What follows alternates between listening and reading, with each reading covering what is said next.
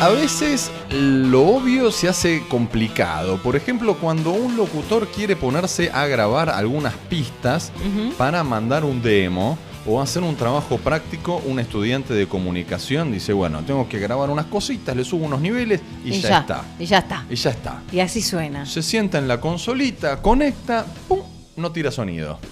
¿Qué pasa? Claro. ¿Qué pasa que el micrófono me entra mono? ¿Qué pasa? Crisis. Chan. Crisis, ¿qué pasó? Sí, igual no solamente en el ámbito de locuciones, también en el ámbito musical. Ahora, viste que la música no es solamente como antes, que ibas al estudio y grababas y tenías el productor. Ahora muchos graban en su casa también, con el estudio, el home studio. Sí, pero así queda. Algunos quedan más o menos bien, otros quedan más o menos mal. A mí muchas veces me consultan porque tienen que hacer algunas grabaciones y entonces yo enseguida le empiezo a poner todas los valores, las frecuencias, ¿no? Entonces le conecto. ¿Vos que usas Pro Tools? ¿El qué? ¿Usás Pro ¿De Tools? qué están hablando, chicos? No, yo conecto los pistones, conecto los conector park.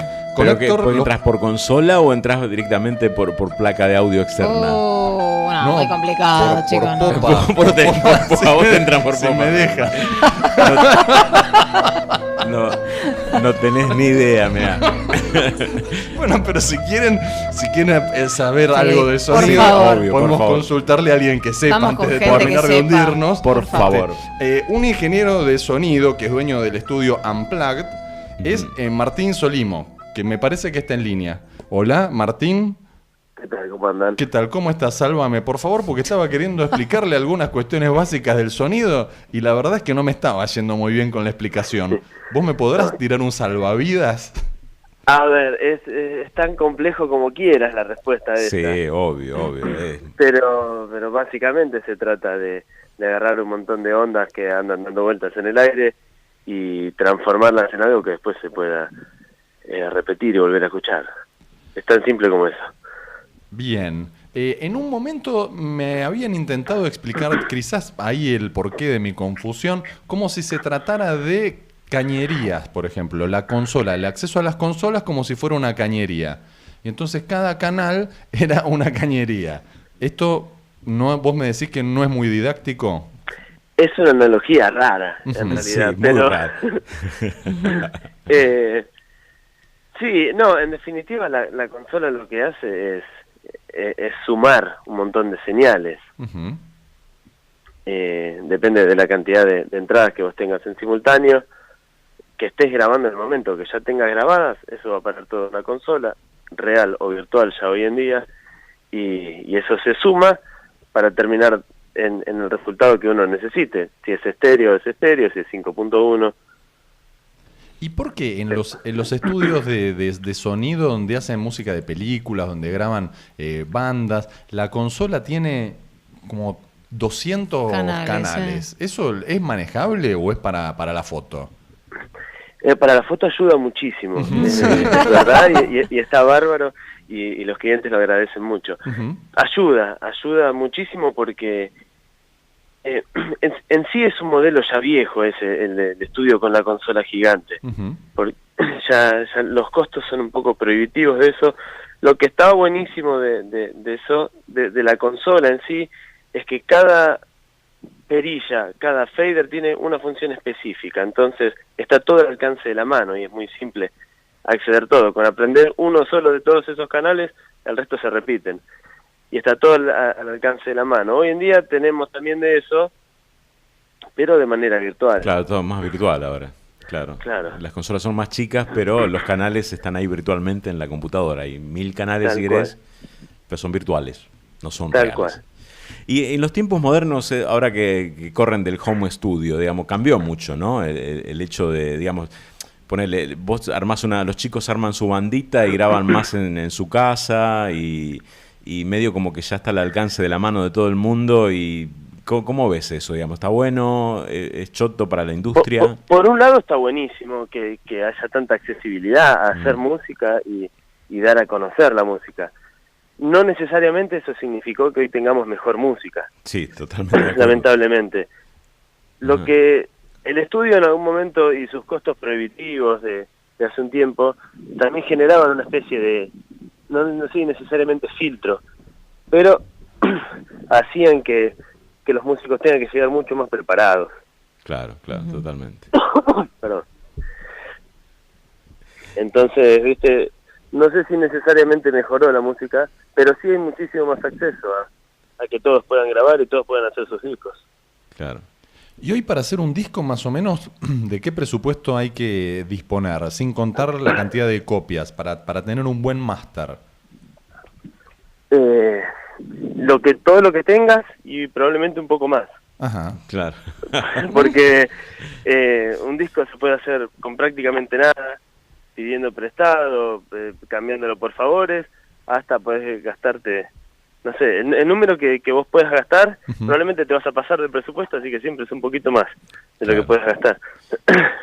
Claro, o sea, no es descabellado grabar algo que sea razonable por, no sé, hoy en día, calculo que 5.000 pesos te deja cerca del nivel de la industria musical, pero bueno, obviamente estás cortando camino por un montón de lados, podés gastarte también 50.000 en el mismo tema. Pero también es cierto que ahora la difusión es diferente antes, porque antes vos tenías que ir a armar un disco, poner, no sé, 15 temas, y tenías que armarlo y tenerlo, lo llevabas a formato físico y venderlo y todo eso. Ahora podés hacer un tema o dos y por ahí la pegás y lo subiste a Spotify y ya se vende de otra manera. Y podés es mucho más difícil pegarla, me parece. Claro, El concepto de la pegás. Hay que estar pegándola todo el tiempo para ser relevante, ¿no? En un mar de tanta información.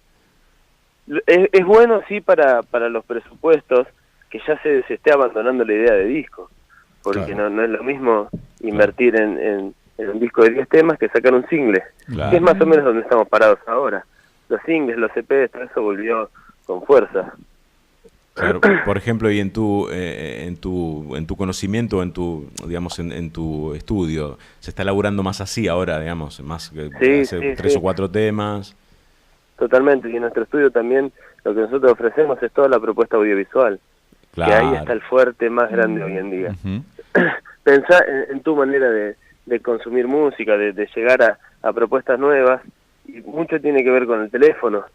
Claro. Y en la experiencia nuestra con el teléfono, mucho se nos presenta también, primero en forma de video, que si nos gusta, habilitamos escuchar el audio. Entonces, es fundamental hoy en día también. Yo generalmente recomiendo, en vez de hacer un disco de 10 temas, que hagan 4 temas buenísimos con 4 videos mejores. Claro, si la banda no cumple con el buenísimo, es problema de la banda. Desde ya. Claro. Pero bueno, hay que apuntar a eso porque está inundado de información en todos lados. Y el tema del productor sigue habiendo un productor atrás de las bandas, o las bandas vienen sola, tocan o es más complicado ahora el tema con eso. No, con el productor sigue siendo la bala de plata. Pasa que hay bastante desinformación al respecto, ¿viste? El productor para mí sigue marcando la diferencia. Claro, totalmente. Porque te va guiando en un camino, te va llevando desde antes que vos empieces el camino. Y así es mucho más fácil saber qué poner en la valija, ¿no? Martín, te llevo un poco al terreno de los boliches, ¿no? Ustedes, por tu profesión, vos sos ingeniero en sonido. ¿Por qué siempre cualquiera de nosotros, pero históricamente, ¿no? Sale del boliche y te destruye los oídos y necesitas ese zumbido, lo sentís durante un montón de tiempo? ¿Eso quiere decir que supera, los niveles sanos de sonido de ser humano, digamos? ¿Por eso es? La respuesta simplísima es sí. Sí, el tímpano es una membrana que va vibrando junto con esas ondas que andan dando vueltas en el aire, ¿no? Todo esto lo simplificamos. Sí. Si a la membrana la empujás muy fuerte, la podés romper. Entonces, el primer mecanismo de defensa que tiene el oído es tensarse y genera ese pitidito que tenemos, que progresivamente el oído se va dando cuenta que ya no hay ondas atacándolo, entonces se va relajando y se nos va. Lo malo de todo esto es que en ese esfuerzo el oído se va gastando. Claro. Y Y lo realmente malo es que todo ese desgaste es irrecuperable.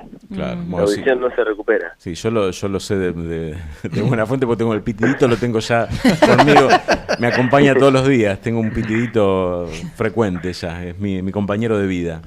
Pero bueno. Sí, eso, hay mucha desinformación al respecto. No sé si es no querer asumir la responsabilidad, no sé por qué, pero todo eso bueno que genera la música fuerte, la ganas de bailar y todo, habría que por ahí informar un poquito más que puede terminar jugando muy en contra, porque esto no tiene marcha atrás. No, obvio que no. Entras a una fábrica, te dan los auriculares de protección. Entras a un boliche, te tendrían que dar también los auriculares de protección de sonido. Y es así, encarás, digamos, como la fiesta de Mickey, haces una fiesta temática y ya todo el mundo entra con eso, por ejemplo. Bueno, pero estaría bueno, al menos que estén disponibles ahí y que después el que lo quiera usar, que lo elija, no sé. Sí, o bajar un poco los decibeles. Claro. Sí, eso ya lo veo más difícil. Claro.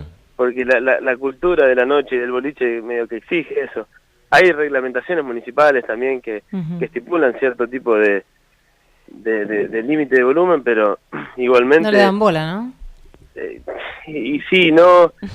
le dan bola cuando está el de la municipalidad ahí viviendo y después claro, y eso... Y eso nos lleva a otro tema importantísimo que es la acústica. Sí, tal cual. Ahí está, por ejemplo, que... Nadie le da pelota mucho a eso, pero es importantísimo para todos los estudios y bueno, para lugares así también públicos, pero bueno. Estamos hablando con Martín Solimo, que es ingeniero de sonido y es dueño del estudio Unplugged. Martín, una pregunta así como de lo que es la tarea del ingeniero de sonido.